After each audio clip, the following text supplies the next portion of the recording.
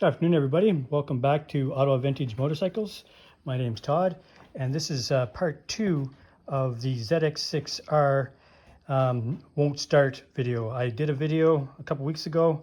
Bike wouldn't start, and we traced it back to this faulty stator. You can see how black it is. It's kind of burnt.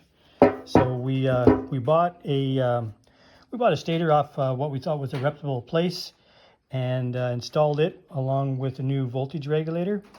And the bike was charging, but it was only getting about 1 volt extra as it was charging. So I didn't really think that was quite right, but I wasn't 100% sure.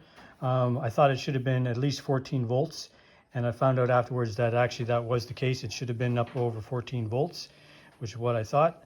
Anyway, it eventually did fail. The new one we put in, this is the new one here from the other company. So we put this in, and like I said, it charged a little bit and ran the bike for about a week, and then it crapped out. I tried to see if they would come clean and give us some money back or something, and they only offered to give 20% of the retail price back. I argued with them a little bit, and they gave 40% back, but I mean, it's not the greatest. But anyways, I'm going to show you what went wrong with this part. So you see this one here, the length from here to there, that's the stock one. And this is the one I got aftermarket.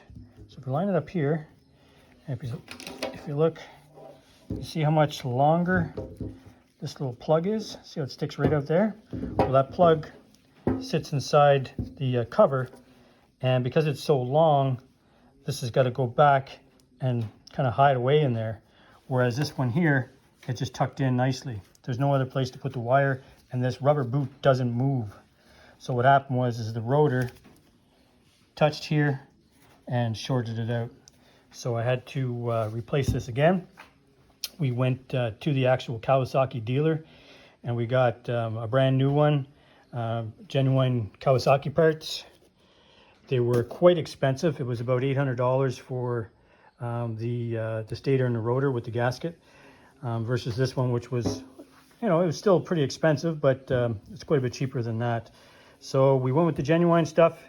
We got the right length. We put it in, and stay tuned for this video, and I'll just quickly go through and change it, and you'll see how it's charging.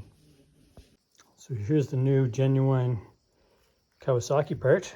Looks really well protected compared to this one. And this distance here is shorter, which is the same size as the one that I took out of it originally. And this one here is longer. You see how it goes from here, and the plug is way out here. What happened was, in order for it to fit, this plug had to go in like this, which caused this to rub and short out. So that is the source of our problem. You see how this genuine Kawasaki part, it's the proper length, so it doesn't stick out in here to interfere with the windings. Okay, I got the new stator and the new regulator in from Kawasaki. So got it all installed, battery charged up. 12.7 volts on the battery. Now I'm going to fire this baby up, and hopefully we'll have 14 volts.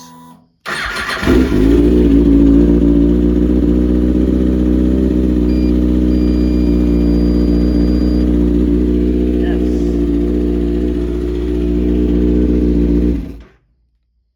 So that means it is charging. Love it.